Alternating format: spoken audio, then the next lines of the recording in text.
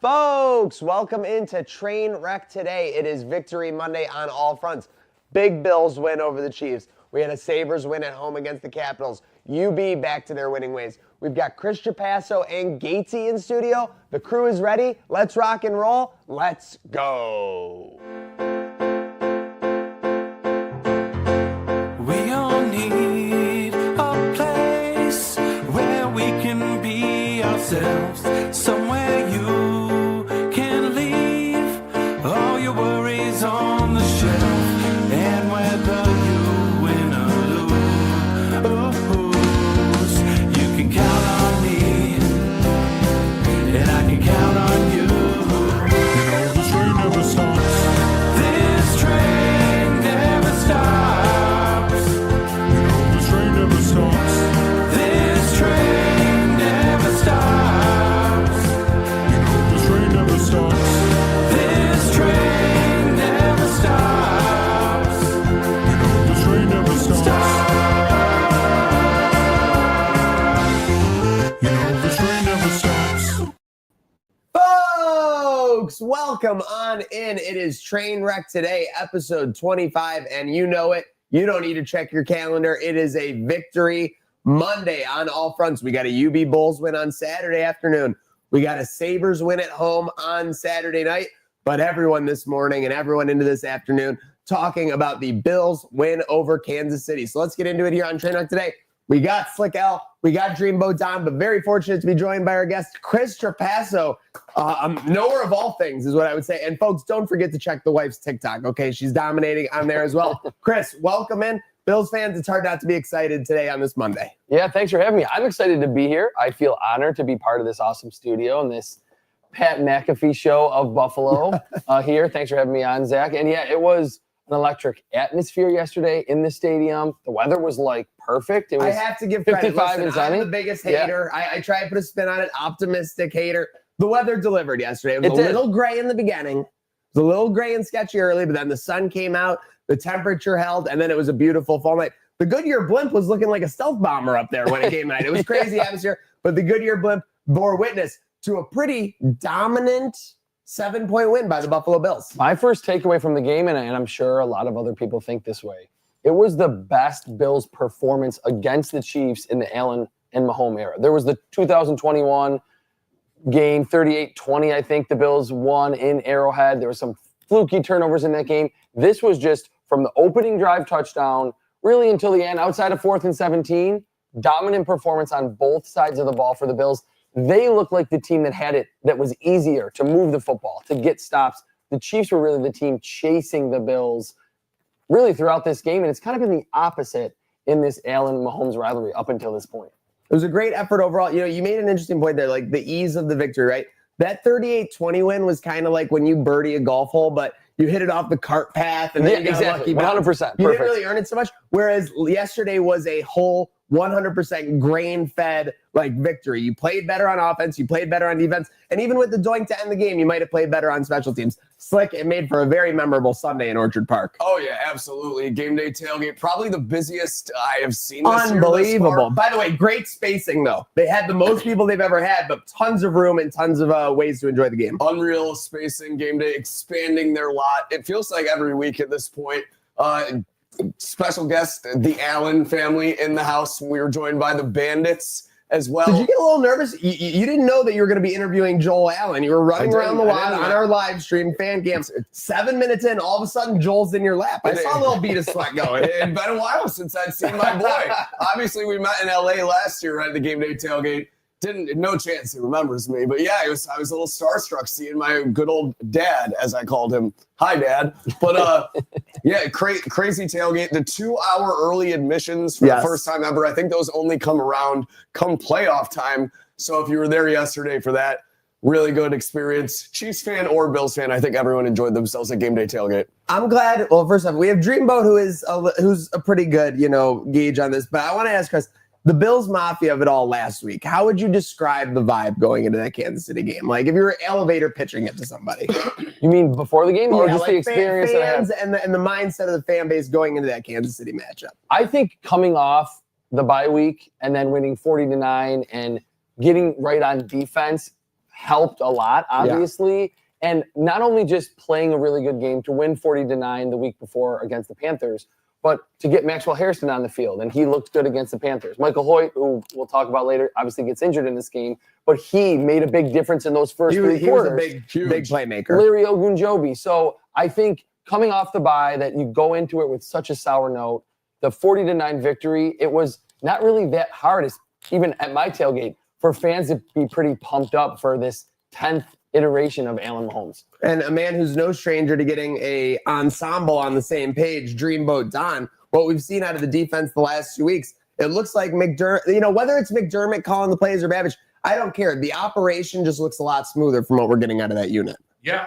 definitely. I mean, I famously at the Atlanta game said McDermott needs to lose these glasses. I don't know what he's doing with this look, but he's seeing things Fans clearly. are saying the opposite about yours right now. He's on live stream. Yeah. Oh my God, we should get a pair of those. Different glasses today. I don't know how I like them. I got to bring back my normal ones. But he's seeing things clearly. I like what I saw. I mean, what is not to like? That I thought, like you said, it's the best the defense has ever looked against a Kansas City team, and it was just like a well-rounded win. Like last week, he had James Cook go off for 200 yards, but it was, and obviously Kincaid, huge in this game, but it was just like everyone did their part. That's what you want, like especially playing a good team, and later on in the playoffs, you're not always going to have a dominant performance by one guy, but you wanted passing. Josh Allen says he was 270. So you want passing? You got it. It was a little bit of everything. And Chris, that's why I kind of want to dissect this a little bit. It was 10-7. First off, 7-0. The Bills are going up the field again. 4th down, they don't convert. That was an opportunity that you could have punched them right in the face. Like they didn't get the full punch right there. But then it gets to 10-7 Chiefs, and you have a juncture of this game where it becomes 28-13 Bills. So that's a 21-3 run for the Bills in the middle of this game. Have you seen anything? I know you've had limited time to look at the tape and kind of digest it all. How did McDermott and the co make that happen? Well, I'm going to talk about this later in the show, but the ability to play man coverage. And I actually rewatched the game early this morning to hear what Romo was saying during the game. The Bills, and maybe this felt like too cliche and kind of cheesy, but the Bills, especially this offseason with the 6 of 8 draft picks on defense, Joey Bosa coming in, Ogunjobi Hoyt in free agency, they are built to beat Kansas City. And the specific point that I'll mention later more in depth, the ability to play man coverage. Cole Bishop had the one pass breakup. They stopped a 4th down. That was not just the Bills sitting back in zone where Mahomes can find his open receiver and fire it in there. Maxwell Hairston runs with Xavier Worthy down the field. He had receivers blanketed. Yes, like they have not had that ability in this Allen Mahomes era. Getting the younger players, some of the athletes, there were some times where they could mix up, whether it was Bobby Babbage or Sean McDermott. Being able to play man coverage was huge, was a big difference in this game. A huge shout out to our studio security, making sure we're safe here on Trainwreck today. Make sure you're following on Herd of Buffalo Network, Trainwreck Sports. Maxwell Hairston on defense against the Kansas City Chiefs. The only way I can describe it as a Marvel fan was like when Hela stopped Mjolnir, when Thor threw the hammer at her and she just stopped it. I have not seen the Bills defense in 4 to 5 years really stay up with this Kansas City offensive scheme. And seeing Hairston run stride for stride, what were you more impressed by? The pick or the previous play where he ran stride for stride all the way, turned to block out, incomplete? I thought that was equally as impressive. That was it for me. Yeah, I think that play was actually more impressive, especially crazy when you watch it. Yes. He gave Xavier Worthy a free release. Yes. It wasn't like he beat him up at the line. So it was like, go ahead, Xavier Worthy, run that 4.21 40. I'm 4'2", but I can run with you. No pass interference in his second NFL game. A lot of times in that situation, it would be a defensive holding pass interference. Was everyone bracing? Like, Oh, when yeah. that ball was 100%. everyone was just, I saw him there, and you have that cycle. You go, you're there. Just make the play like And he you're did. there. And all of a sudden he goes, bam! Like that's exactly. You're like, yes, that's exactly what it's supposed to be. Yes. In training camp, I said this is like so much. There's a broken record. Maxwell Harrison is the fastest player I've ever seen live in a Buffalo Bills uniform. I think lived up to the hype last night. Yeah, 4.28 in the 40, and I think he has a lot of coverage savvy. Really, I think on the last Chiefs drive, when you would think the Bills would have been playing more of a sideline, he allowed like an 18-yard completion to maybe Marquise Brown. Other than that, 4 targets and just that 1 catch. So it's not that he's just a specimen out there. Playing in the SEC, I think you saw so much communication on the back end with all these young players.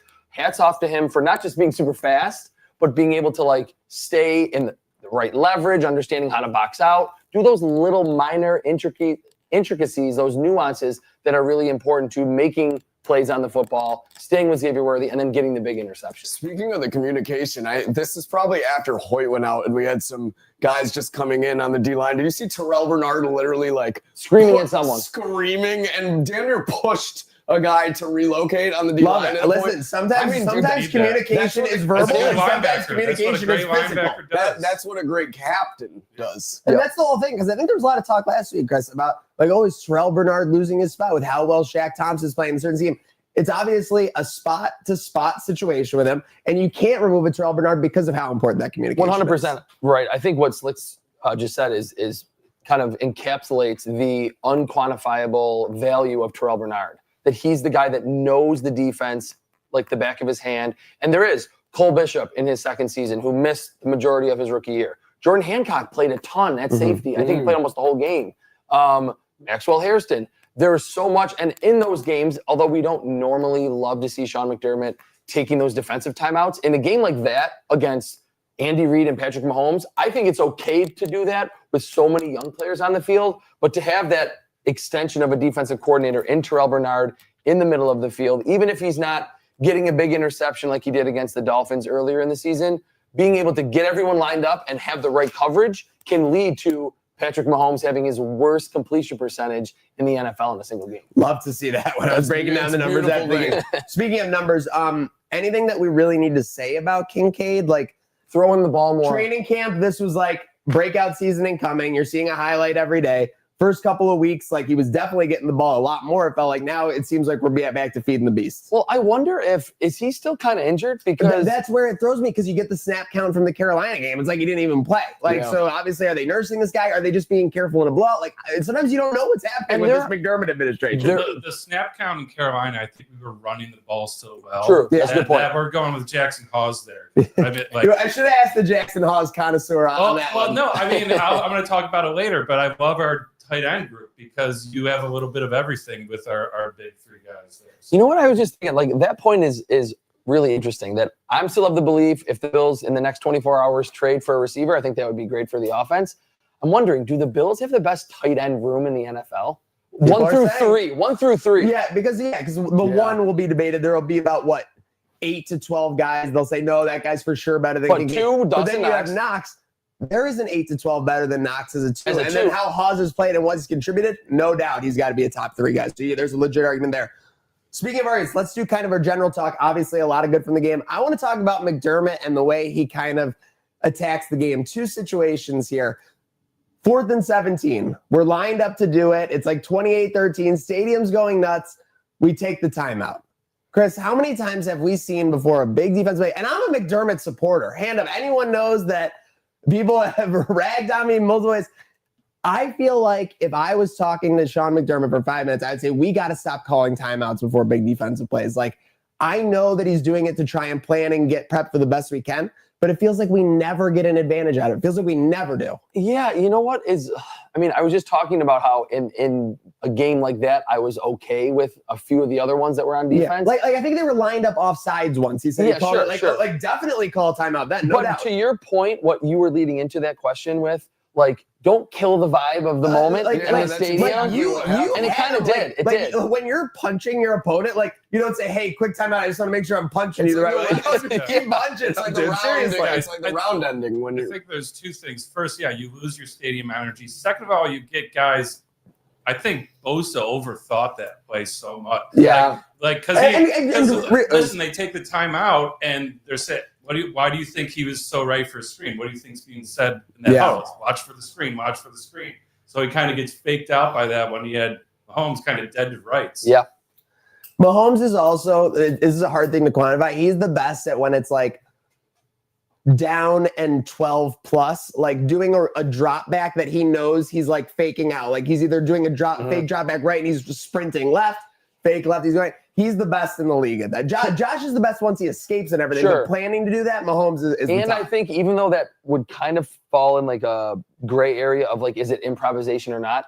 Andy Reid designing that stuff is probably the best. Top tier. One of the best ever. It's probably, when you see the body of work, it's probably safe to say that at some point he had input on that or had some design for that for sure. Yeah. But if I'm going to hate on McDermott for part of the game, man, I got to give a little praise because he's my guy.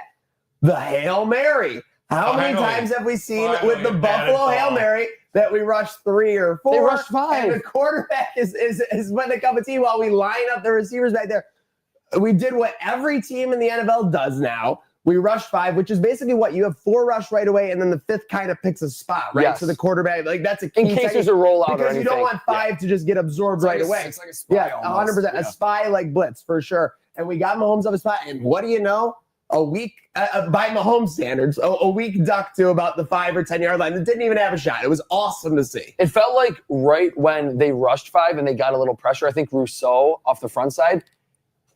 Watching it live, I felt that ball's not going to get to the end zone. So it was going to have to be a catch and then a run into the end zone. So it kind of alleviated a little pressure and the heart rate went down a little. But hats off to McDermott. He's evolved from being super conservative early in his coaching tenure to being one of the more aggressive, like 4th down decision makers. Maybe this year, not as much. And that's the next evolution. Don't rush 3 in a Hail Mary situation. It feels like a no-brainer yesterday. Even going for the 4th and 2 on the second drive.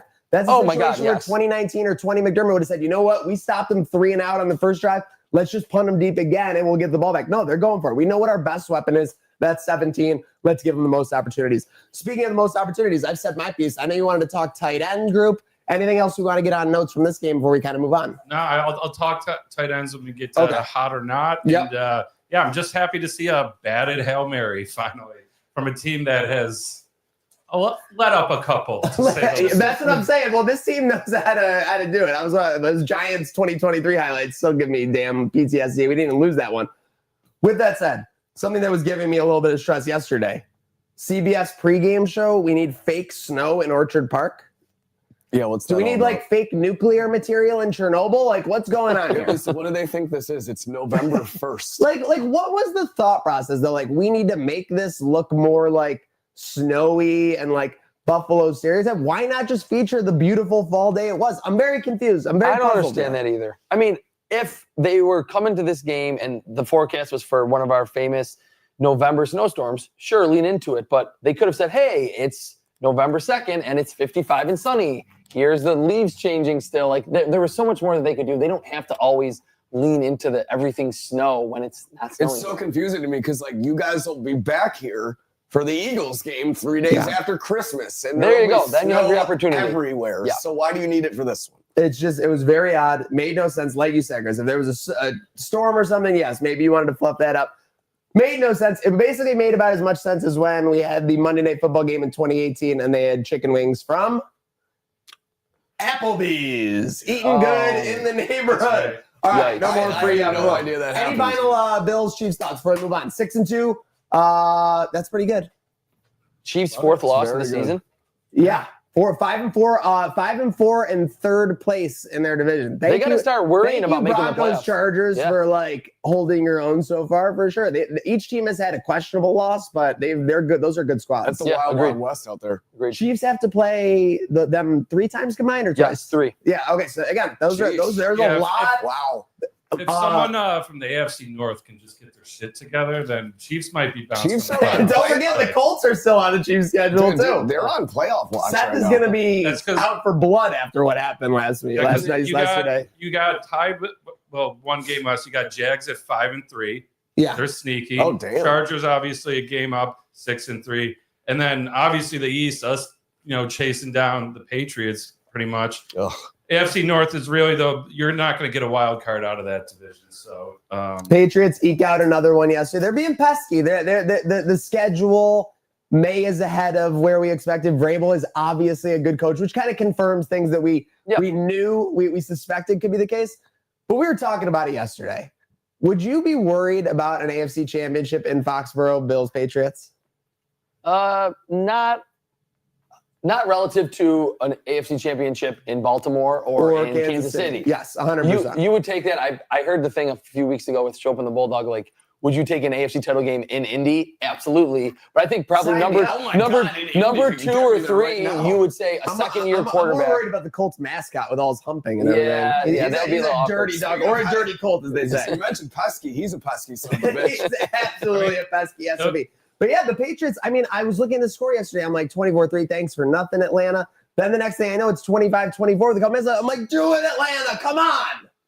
Well, their cupcake part of the schedule is kind of over. It's coming to an end. They got Bucks, they got Ravens, they got Bills, obviously. Next week at 1 p.m. we got and I don't know. Bucks Patriots at 1 and Bills Dolphins at 1. Like this is the biggest huge. window we've had in a month plus. Yeah. And we got Dable coming to town, I think, for Sunday Night Football. So if he could just do us one little favor, one last favor. One little favor, Brian, for sure.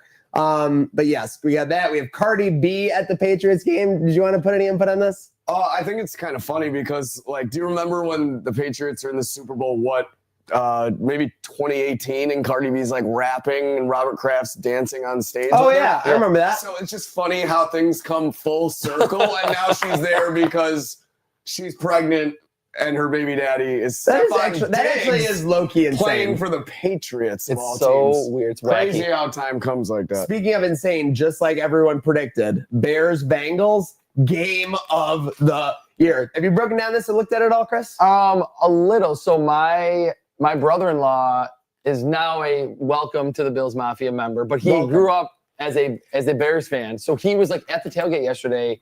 Our tailgate setup, we had a TV. So we're like watching Red Zone, and he was going through it with like, they were down and they were up, it was back and forth. And then as we're walking in, he's like, oh, they're going to win. It's 41-27 or like, exactly. with like 2 minutes to go. I had a Bears money line ticket. I looked away. It was 41-27 we thought it was done. with 6 minutes to go. And then I asked him, did they win? And he said, yes. And they won 49-44. I was like, what the hell happened in the last 2 minutes of that game? So I think it certainly is a candidate with a few others that we've seen for the game of the year. I think you had 2 touchdowns from the Bengals in the last 3 minutes. Onside kick recovery. And then, oh my yeah, an onside kick recovery, which is like, in this day and age, you talk about literally magic in the modern day. Absurd. And then, of course, they get that magic. And then somehow the Bengals allow like an 80-yard drive in like 30 seconds. It was like a 70-yard touchdown, a seam throw to Colston Loveland. Oh, jeez. Which was in field goal range, but 2 Bengals defenders, kind of like on brand, ran into each other, and he just runs for a touchdown. I call that Deshaun Watson dysmorphia because if you remember the playoff game when it was Milano and someone else, yes, they both like either hit. If it had just been the one of them, would have knocked him over. Right. But literally the force of all going to him like created like nothing, basically. Yes. It kept him on his feet. Yes, kept him on his feet. So yeah, our guy Colts set the flow. This is just proof you don't apologize when you make a hype video. You do not apologize when you make a hype video. You apologize, and all of a sudden the Colts get it. If anyone has to apologize, it shouldn't be Seth. Come on, he's what did he say about Rodgers again? He said, "Let's go, break Rodgers back." Oh. It just felt like that game felt like one of the 2 quintessential Mike Tomlin games. There's the bad Mike Tomlin where like he's punting on every 4th and 1, just trying to have 8 field goals in the game, and then right when they're like the fan base is like, we need to fire Tomlin, he wins a game against a 7-1 team and kind of gets him back in the hunt. William and Mary boys, he kind of has that Sean McDermott effect where if you don't have a top 5 elite quarterback. Even with how well Daniel Jones is playing, he can put you in a phone booth, and that's True. kind of what they did True. yesterday Yep. for It sure. was definitely sketchy. I think the Colts were only favored Plus by 3.5. 3.5. Well, Vegas has not believed in the Colts all year. Yeah, Every no. spread going forward. And that's a good point, Chris. I was talking about this yesterday. The Colts kind of like a 2011 Bills-esque, where they're good enough to be there, and they caught everyone off guard. And now that they are entering the jig might be up, too. like this could be could be it. This could be it. Interesting to see. Speaking of this could be it. You wanna what is that? The Meow Mix? Yeah. Should we address it? Let's talk about it. That's ball in your court. Yeah, Don, do we have this tweet?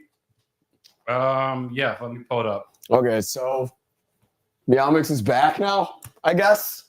It's been so prominent in my mind that I had thought we had already covered it on the show. Like I thought we were already like. Yeah, we've been talking about it off air Meowmix, so a much. month ago, we come on this show and we're like, a prominent Panthers podcast, a Triple P, has left the sphere. Meowmix had decided they needed to focus on family time.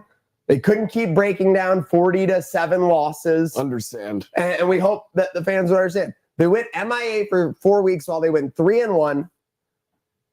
If you bet on them, you were making a ton of money the whole time. Money. Now, after a big win over the Packers yesterday, Meowmix going full Michael Jordan. We're back. We will my be God. back this week. And then I spent this specific one because they say we went on hiatus and plan to go less than 2 to 3 times a week. I think they did once a week to begin with. Yeah. Once a week and a game day. And you did not go on fucking hiatus. I'm sorry. Excuse my French. If we want to pull the receipts, we can. That step down statement, if you will, said it all. The sad 2 pages of it. The sad thing about it was they had the chance to become the immortal sports fan, because you always ask in your buddies, group chat or whatever, if you stopped watching and your team kept winning, like, would you have the courage or the bravery to keep not watching for your team? They could have done this. They could have said, you know what? The Panthers are hot. We were clearly the X factor in all of it. We are going to stay exactly where we are because we want the Panthers to succeed. Which is kind of the vibe they were giving us for 3 weeks. Turned down the meetup in Carolina. Said they turned down the meetup. They were too busy with family. We get it. Dead to us. That's why the Bills stomped you 40-9. And now you guys want to come back after a Packers win? Guess what? We're going to be fading you the rest of the day. It's a fade the rest of the season for the Panthers. 5, mortal lock on Sunday. See, this is a lesson learned. You don't turn down a slick invitation to be on the show. Absolutely not. And like you said, Maniac, when something's going, you don't want to mess with it. Remember last year, the playoffs, we stood in the bathroom for a whole drive. I would have stayed in the pistol the whole game if it worked. Because they completed a 4th down or something. So, yeah, that's how it works. Meow Mix, you're dead to us. So sorry, Meow Mix. It was nice. Can't wait to make money off your loss. This changes for you because you were like a week ago, like, we're going to be betting the Panthers because we feel bad for these guys. Yes. And now they're like, oh, we beat the Packers in Lambeau. We're back like that. And from a business standpoint, like, wouldn't you be like, hey, we need to stick through this because people will watch us just rag on this team for all the losses. The fact that they couldn't handle it is like the most fair weather and you can gambling get. gods saw this happen and they go, you know what? We're going to take pity on you. Let's bless your team. Let's get 100%. some great wins against Miami, Dallas. Oh, here's a great upset win in Lambeau, like the shrine of all football. And now they say they're back. Well, get ready. Yeah. Get ready for you think those gods can have some wrath? Get ready for it. The football gods have no sorries to give. This story had some clout to it. It went pretty public. I think Barstool's all over it too. Don, how many replies does that we're back to? Nearly 1,000. Nearly 1,000? That's probably not normal for them. I would like to say 900 out of 1,000 of those, you guys can go and read them yourself. You guys are quitters, word for word. So, And so everyone has context. We talked about it before. Remember, they quit after getting blown out by New England. Then they went and won 3 in a row until they faced the Bills. They beat the Dolphins, Cowboys, and Jets. We did everything we could for you. But, you know, I mean, they were on a run. So wins over the Cowboys and Packers is impressive. Yeah. Agreed. Especially for that team. Yes, absolutely. It's just It's one of those with Andy Dalton too. Yeah, our old friend Andy. I don't want to play with you anymore, Andy. Keep pounding, kid. Yeah, right. So that's literally that's their charity initiative. Yes, so crazy With to me. respect, but it's just very funny. It's time for the percolator. Speaking of, like, we've talked about the craziness of this past weekend. We didn't even really get into it yet. World Series game 6 and 7 Friday. Felt like the appetizer, like when you order a bunch of appetizers at like a fancy dinner, and it's like, that was better than the entree. Yeah, like the other night. Yeah, listen, don't bring that up. I'm literally taking out a loan to afford that tab that we spent on Thursday. Are you a big baseball guy, Chris? I was growing up. I haven't really followed the MLB super closely in my last 10 or 15 years, but I was plugged in. I thought that was the most, I don't know, maybe this is a hot take, entertaining World Series that we've had in a long time. I would say right? if you find anyone who's anti-baseball, show them that World Series. And if they can't do it, then they're not meant for baseball at all. Agreed. And what I think as someone that's kind of like mostly an outsider, but was plugged in maybe because of the Blue Jays and the Bison's connection, was how more watchable baseball is now because of the pitch count. Clock, it is. In between each inning, in between each pitch. Like I grew up in the era where the pitchers were putting the mitts between their armpits and rubbing the ball for 3 minutes in between each pitch. Those innings were cruising, and it was just highly entertaining, high-level baseball from game 1 to the 11th inning of game 7. They were doing some data on it. It was like in the 03-05 window of it, they got down to like 2 hours, 45 minutes for a game or whatever. Like they got to a low point. Okay. After that, like you said, how often can we sell? How many mound visits can we get? They have to So limit many. mound visits, time clock. So it all makes the game better for sure. I can't help but say that like Toronto kind of went through the Buffalo of it all. They that game 6 and 1000% 7. did. Oh, absolutely. It's not enough to lose. The Like, ball getting wasn't live. Like they came back to Toronto, lost 5-0, lost 5-0, just never showed up. They were on the verge, like multiple that like you could taste the trophy. Like you could literally It's what, 4-1 at a point? 4-1 in game 7, but also like even the game 6, the ball of getting the lodged. ninth inning. The ball getting lodged is like the most The ball getting lodged, Bills mark my thing words, possible. that will get changed this offseason. Ball Because getting that lodged, was like and then the double play where, like, I don't know The what. base what he running was for the doing Blue on Jays second. kind of was that the one it. thing. Yeah, that was it. But that was also like, you know, the LA Dodgers have just been there so much that like when Kike Hernandez was making that double play, he was so fucking casual about Calm. it. Like cool, and he had no right to be that casual about making that, but he was because he's played in the World Series for the last like 5 years. Sure. What I would say too is someone that, I mean, I was rooting for the Blue Jays and I felt bad for that organization, but just as mostly just an outsider that played a lot of baseball growing up, watched it as a kid, but not much lately. So many incredible plays. Incredible. Like those plays at the plate, the Yeah. ground balls, the guy Insane. the second baseman that hits the home run for the LA Dodgers earned- makes the LA play. Absolutely earned the it. win. They did not get like the play at second. The guy's like falling over when he's throwing, like everything. It was just that's what made LA so tough. Is as much as they have the Freemans, Otanis, and the Betts, Rojas with a bottom on top of the ninth, like that. Then he makes the play in the field, and it's like the Kike Hernandez of it all. It's just a great team. But you even have Dave Roberts subbing in Pages or Pages or whatever in center field. And he makes the crazy play catch. before that fly ball. Yeah. And he's huge. He like runs over the left fielder and makes the catch.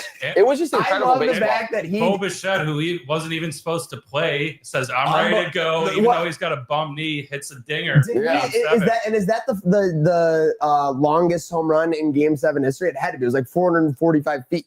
It I was was a lot. allowed It to was get a a shot. lot. Like Yeah. nobody hits monster dongs in a Game What I 7 thought of the was- World Series. What was so cool about it too, just like the history of baseball, is that Pause. as all this stuff was happening, you were hearing what Joe Davis is like the commentator. He's like, the only time that we've seen this is like from in 1920, 1940, like all of these crazy That's the Game 7 amazingness things. of baseball. That Is was that so is the fact cool. that you're not on a running clock. You can constantly assess like this has only happened like this, like that, and that's the Tim Kirkchin. That's his favorite thing. That's why you go to the ballpark. You might see something you've never seen before. I feel like that with the Bills, though. I feel like going to the games. Oh, I'm ready to see heartbreak. I've never seen before when I go to the Bills. you really, and I try to tell this to my friends that don't go to the games anymore. Obviously, you can watch it, and you've experienced 13 seconds through your TV. But being there, every time when I walk in with my dad, I'm like, I don't know what is this going to be the game like of some crazy. I mean, obviously, in general, you want the good things to happen, but you never know what it's going to be. And I think that's like what puts me over the edge of like I'm still going to go every Sunday when I can because you never know what you're going to see. I mean, if We were Prater's talking about kick misses and they lose, and it's that game. Like the NFL thrives off parity. Like that's and there's why so much it's parity stayed this where it is. year. So much. If you had the Dodgers go dominate for the next 50 years, like baseball's gonna be in trouble. If it's just the Dodgers every single year. Yeah. It just seems impossible in the NFL. That's what made Brady such an outlier. That's what made this current Mahomes run such an outlier. Like it's just so hard to get back to that spot to maintain that throne. Oh, we got through all the game was amazing. I do have to say, IKF sliding feet first you're is their big on this. wide right. I mean, he's safe if he slides Why head did first. he slide feet first? He slides feet first. You slow yourself down, and you're gaining a feet. You can leap. And forward. he was out by about a fraction of a second. You're saying the difference between this and like you get like basically it would have been the difference. I think it's scientifically proven that it's faster sliding head first. You are 100% correct. Okay. And and it's funny because I saw someone post a clip, and it was like, this is a guy that wants to win the World Series, and it was from I think Game 5 when they sent Vladdy from like first. Vladdy's not really the speediest guy. But he was you see him haul and go head first, and like he barely beat it. He barely beat it. That's what I'm saying. He goes head first, man. Like that's not even a close save. I was being super like critical, like because they have that overhead replay where you saw that angle, and like I know it's like muscle memory to them, but he's like looking at the ball as it goes to second. Like, and I know like your MLB, you've done it all, yada yada. Like, dude, just go home. Like it's literally the moment you dream about. I'm on third, like one out in the World Series. I've just got to get home. Like, I don't know. So, anyways, Dodgers are back on their throne. Sabres are on a bit of a throne right now.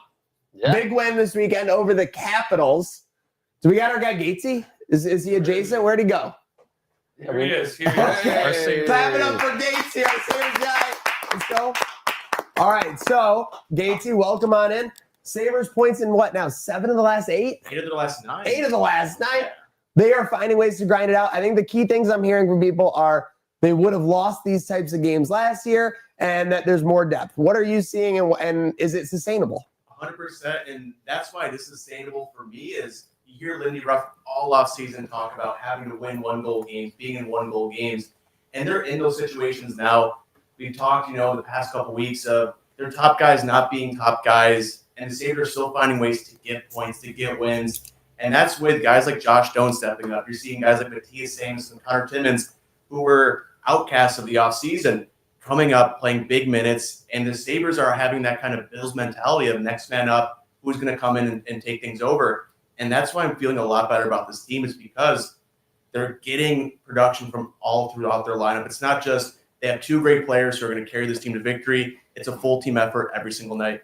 Now, we had a great time with UPL at the tailgate yesterday. Yes. But I want to know if you're having a great time and what you've seen with them through 2 games. Where are we in the state of the goalie situation? Because it feels like if we are going to be playing into April and May, we need a goaltender situation that we have not had in the last 5 years. Yeah, right now it is the Wild West. It is, especially after the past week where Alex Line has his first kind of game where he's not Superman, he's not invincible, and the Sabres get an overtime loss from that. But you see UPL how he played last game. He made the saves when he needed to down the stretch. A lot of the issues around UPL has been, he makes some big-time saves, but we get to the third period, it's a 1-goal game, it's a tie game. He might let in a goal they don't like. We saw Toronto's first matchup where he let in that wrister from outside, the top of the circles, the overtime breakaway one. And then last game, he shows up, he makes saves in, an overtime where the puck's in the Sabres on the whole way. Third period, some big penalty kills. If he can continue that, the Sabres can kind of rally around. And I like UPL as a goalie. It's just, I think Sabres Twitter has a lot of different opinions on that specifically. Sabres Twitter. That's a great. They had tweets ready to go after those first 2 minutes. Oh, they were. It was launch everything. Fire. Chris, this is interesting because we were talking about your Sabres fan of the culture and the following of it all. You also see just a lot of fan bases because you watch a lot of film. You dive into a lot of teams. Like where do you see this as a say? Is Sabres like what would you say about Sabres Twitter and the vibe of the fan base? I certainly pay attention to it. What's so funny is it seemed like Sabres Twitter was about as dead as it could be going into truly a few games into the season. When they started 0-3. Yeah. But what I find so funny is how quickly it can turn around. And I saw a couple of the old Goo Goo Dolls intros that they used to do for the playoffs. So the Sabres are 5-4 in that's November. after- That's so the good. funny thing is, right, you have the threshold of the Bills, Super Bowl expectations. So the only time we really get moved on that barometer is when we see the offense play lights out in like a 4-touchdown, 5-touchdown game. The defense, hold them to 10 or less.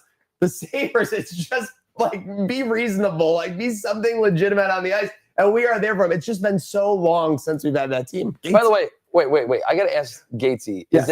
is it okay if Josh Jones is my new favorite player on the team? 100% because he's my favorite. I've been He might be watching my the favorite, offseason. He did the little things where I was like, oh, he's going to be like So a chippy. great player, but he's exceeded every expectation I had. Fans love him. He does like everything right every single shift. And I think it's just the name Josh at this point. Okay, that's that, true.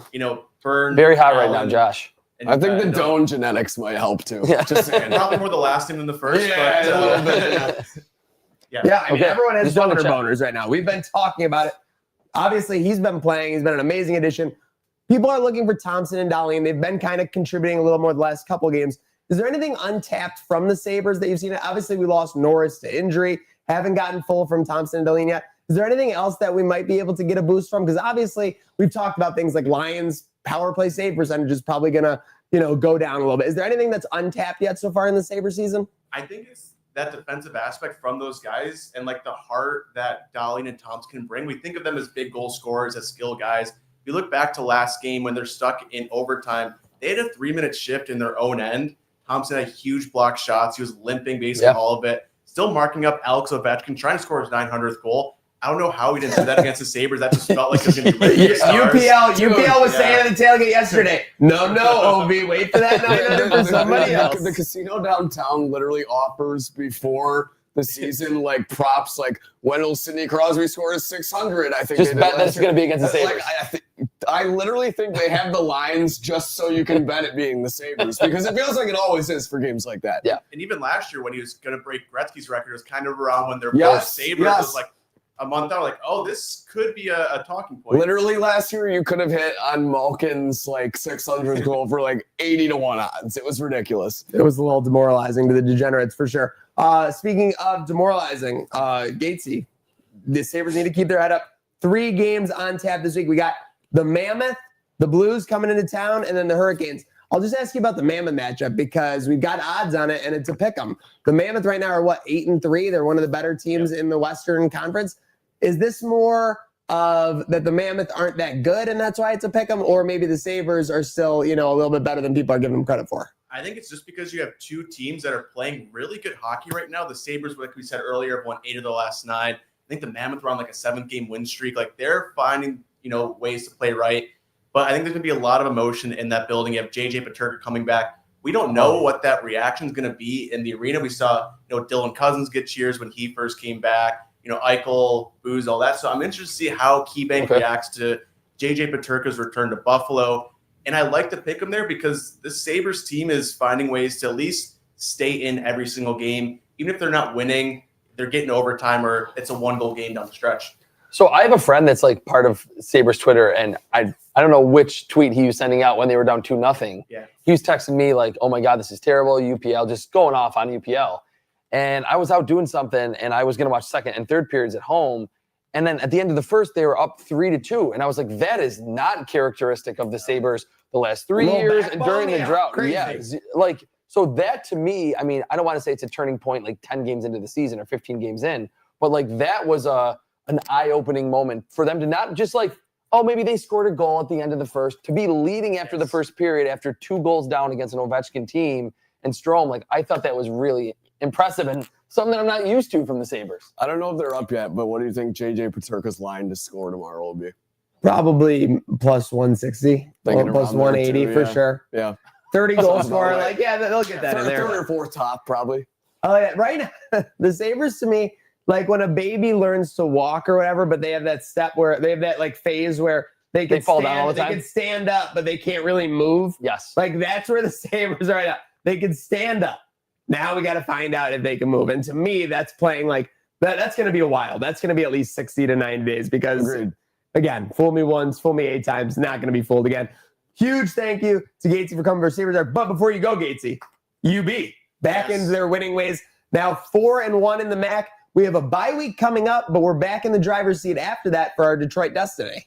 Yeah, I mean, it's the best time of the year now because Maction is officially back. Yes, Tuesday night Maction is Tuesday awesome. night Maction, Wednesday night. It's just the best time of the year. And I think we've seen a lot from this UB team this season of, they show up against Bowling Green. They beat Pudge the Cat down. They find ways to win. But they also, lose to Akron the week before. So they have their toughest stretch of the season coming up. They're playing Ohio, Miami, Ohio. Like, they have some tough games here. So, the ball's in their court of getting to Detroit, getting to the MAC championship, but it's not going to be a walk in the park. It's, if they're going to get to Detroit, it's because they earn it at this point in the season. Running game is MAC contender worthy. Defense is MAC championship worthy. The offense has to fill in the holes. Agreed. Plain and simple, because we're not getting enough out of the offense. And I think we saw this. If you want to go all the way back to the Bills, maybe the reason the defense is playing a little better the offense is kind of more efficient playing better is because the defense is a little bit better. 100%. Feeds off a complementary football. Crazy idea, but you love to see it, UB. Love to see that win bouncing back after a tough loss at home. And yeah, they're off this week, but they'll control their own destiny. Let me chime in quick with the UB. Cam Lewis played really well. Yes. Kieran Johnson, a Friday scratch or late addition to the injury report Friday, late scratch. He played really well in the slot, like covering those very fast Kansas City receivers. Jamarcus Ingram played a fair amount of snaps too. Coverage too a lot. Yes, and Joey Andreessen has been a beast on special teams. So everything's coming up UB too. I had to lament all May, June, July, August while I was seeing Dolak blurbs from the LA Rams. I will not stay quiet on Red Murdoch. Red Murdoch needs to be drafted to the Buffalo Bills. Needs to be drafted to the Buffalo Bills. This is exactly why the pipeline exists. They probably do now because of the NCAA fumbles force record or whatever. But Red Murdoch needs to be a Buffalo Bill. NYC Marathon. Big thank you to DNC for jumping out of that UB talk, everything. Mark Gates, big prominent figure in the UB sphere.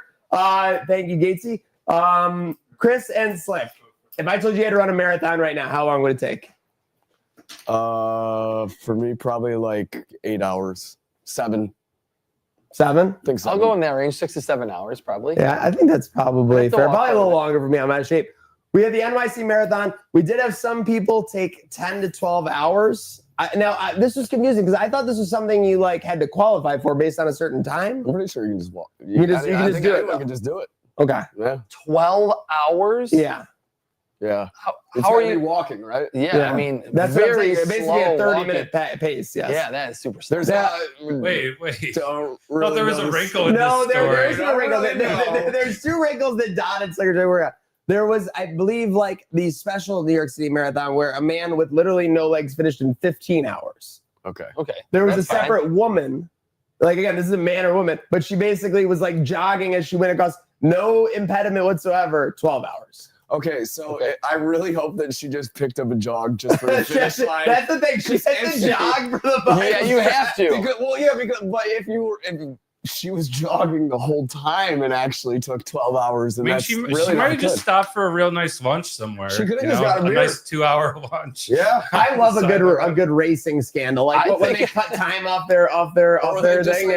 Cut course too. That's exactly it. Yeah, I think it's kind of like a boss move if you walk for 11 hours and 59 minutes and then just sprint the last 100 meters. And the thing was, from the video I saw, and maybe I'm missing context. Sometimes that happens in the entertainment world or whatever. But she was they were rallying around her. It was a crowd there, being yeah, you can do it. She was walking for some of this. Oh, absolutely.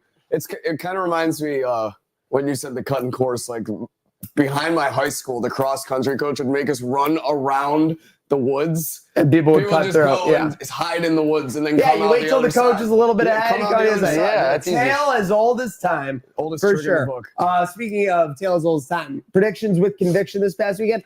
Chris, we do underdog bets every weekend, college football, and if we lose, we have to do a punishment. I was 7-1 going into this past week. Oh. I bet on the worst team in college football, Sam Houston State, and I got what I deserved. I got a big, juicy L. Learned his lesson. You bet for them to win or I they're bet under? Sam Houston State to cover 17.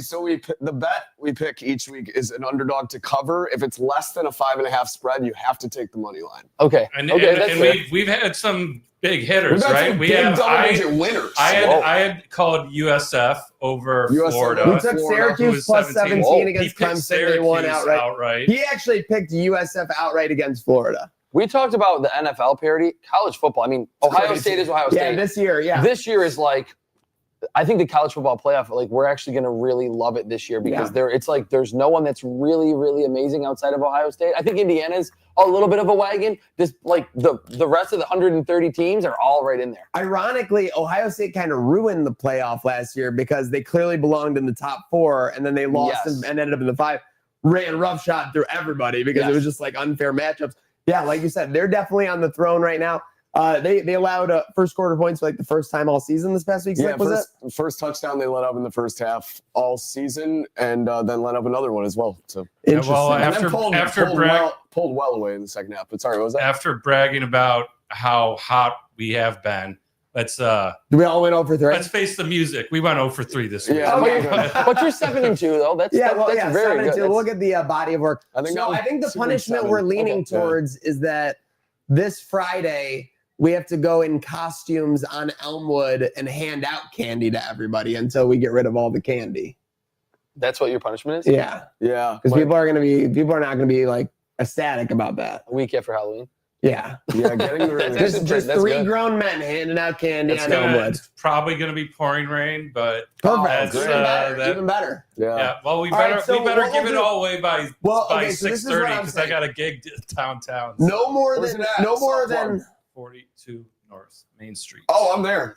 No more than 2 pieces of candy per person, but we have to go till we give it all away. 100 pieces of candy. Wait, no more than 2? No more than 2 per person. Oh, jeez. Or else we'll just give it all away. We'll spam give it all away. We have to actually reflect on why we lost the game. Really good. Can you give me the number 2 again? Or giving away what I do? Yeah, we're giving the number 2. What are you doing? Who gives the number 2 that way? I've never seen that in my life. I'm in the middle. Let's put that away. You want pace? What the hell, those man? away. All right, enough of convicting about my fingers. Let's get into Hot or Not, brought to you by our friends Celino Plumbing, Heating, Cooling, and Electric.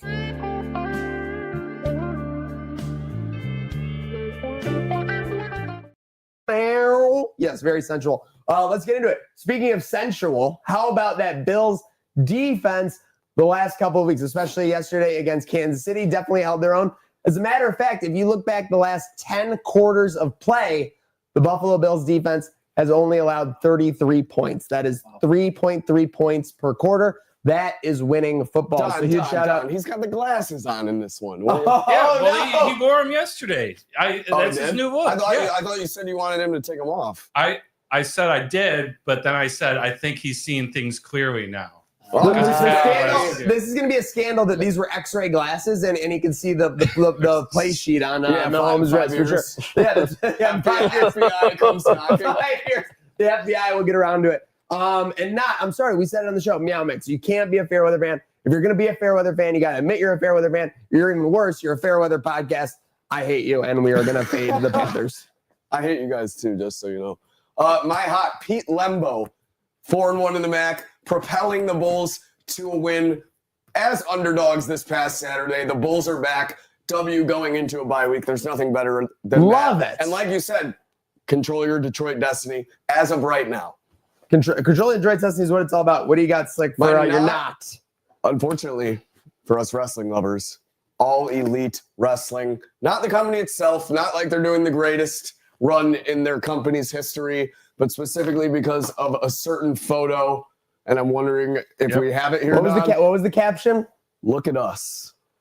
Not to look at us. So here Chris, if you're not a big wrestling guy, these are basically all former stars of AEW like 2 to 3 years ago. Okay. All with WWE now based championships. Oh, that's awkward for them. Not only did they sign them, they put them on a pedestal as kind of like a look at what we can do with them, you know? Yeah, that's. I just want to say, like, you know, the 3-headed monster meme, and then there's the one doofus. Yeah, that's Ricky Saints is the doofus. No, this is the doofus right here. Big hypocrite. Well, him too, yeah.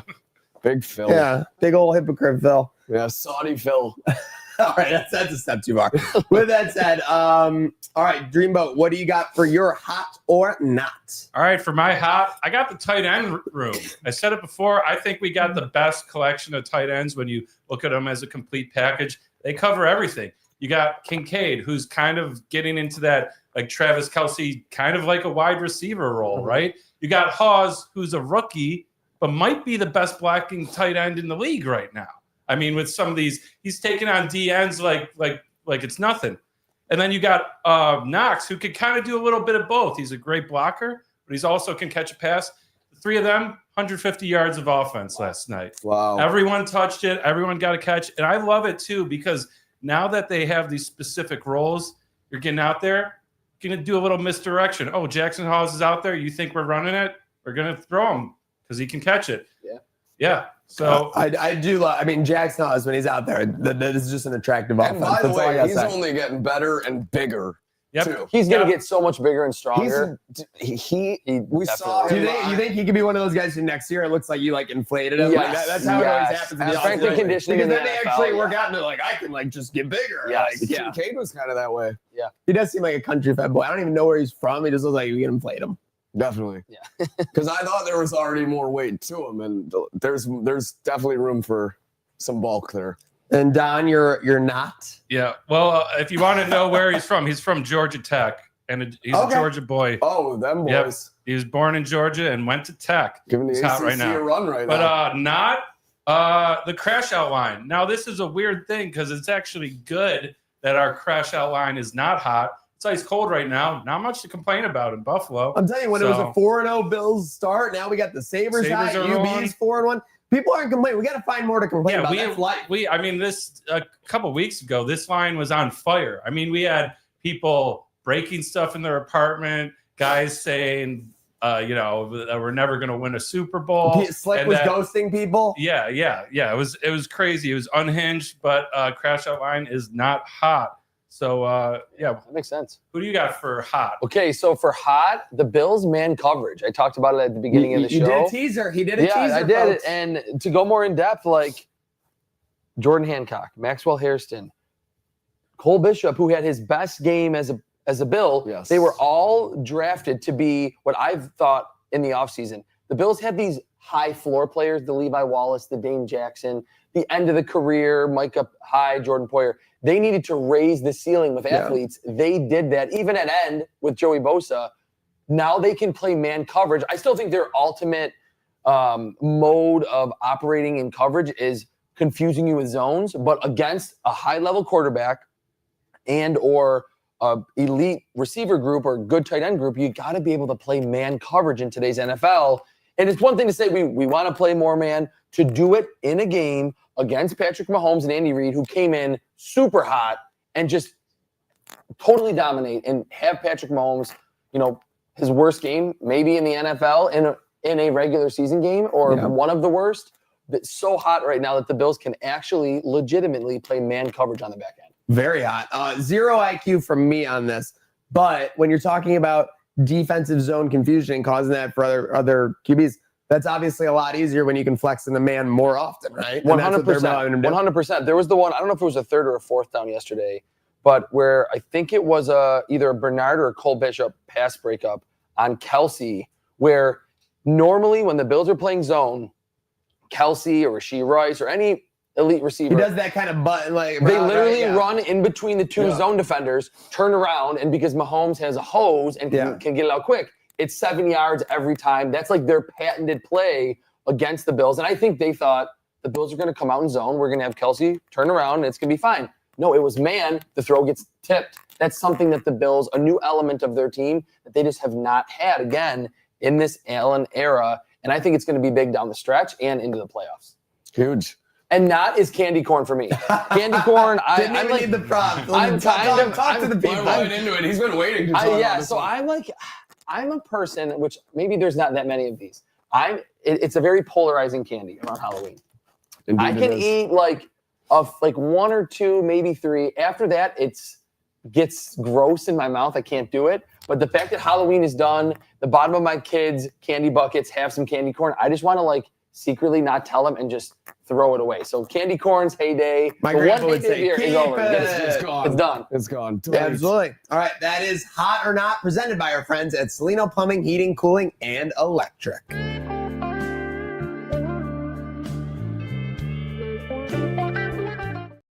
I just That's want to a offer a good real quick fact check correction. Oh no. Jackson It was not me. Hawes actually is from Salt Lake, not Okay. Georgia. He did go to Tech, and here's something even more interesting. He transferred to Tech from Yale. Bingo. Whoa. Guys got some brains. Listen, do not get my. Well, you want a slippery slope? Get my man Trapasso started on the college ball, Yeah, folks. college stuff, yeah. The most exciting thing for me is now Jackson Hawes could be in season 7 of Real Housewives of Salt Lake City. Oh, That's he could the be. biggest thing that's coming to the surface here. no. But speaking of must-see There's TV, a reason he got out of there. huge shout out to our guy CT for joining us in studio on short notice, I might add. Yeah, let's give it up. We Let's spent give the it deal. up. Thank you, guys. Thanks for having me. We got Thank our you. having huge production us. staff. Shout out Alex. Shout out the huge team here at Herd of Buffalo, making sure this is all rock and roll. And speaking of rock and roll, and Shout Don, out Gatesy. For Yeah, joining Gatesy us. too. of course we're popping on. Foolish to forget that. Don, the crash out line is not, but it could be hot this week. What's the key for tapping in there? Yeah, call or text 716-226-6263. We keep all names and numbers anonymous, and if you want to make sure the call is private, just put a *67 before that, and we can't see your number. You can shoot us a text, be on the show, give us a call, be on the show. We are here for you. Don't crash out online, crash out on our line. Let's go. I like Enough that. said. Huge shout out to our crew today. My take is that last week was a little bit crazy between the weather getting a little bit colder, getting a little darker, Halloween, and then obviously Kansas City week. I think it was a little exhausting for everybody in Western New York. So I would urge everyone, go enjoy this Victory Monday. We don't have Sabres till tomorrow. We don't have the Bills till Sunday, and we have a very familiar foe in the Miami Dolphins. Again, huge shout out to our crew. Alec, Don, Chris for joining us, Slick, myself. It's Herd of Buffalo. It's Trainwreck Sports. It is Trainwreck today. So make sure to go have a great start to your week and do so by having a good day